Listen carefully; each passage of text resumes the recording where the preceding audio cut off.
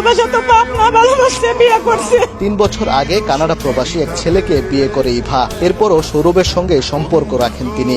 দীর্ঘদিনের প্রেমের সম্পর্ক ছিল ওমর ফারুক সৌরভ ও চাচাতো বোন ইসরাত জাহান ইভার।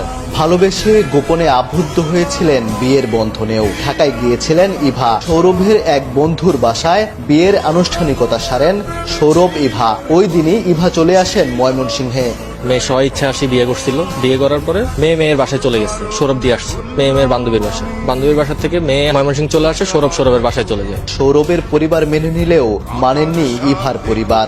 ডিভোর্স দিতেও চাপ দেয়া হয় সৌরভকে।